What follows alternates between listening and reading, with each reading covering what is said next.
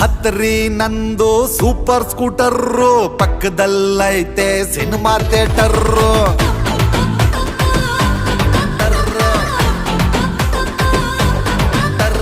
ಗೊತ್ತು ನಂಗೆ ನಿಮ್ಮ ಮೆಟರ್ರು, ಹಚ್ಚಲೇಬ್ಯಾಡ್ರಿ ನೀವು ಬಟರ್ರು.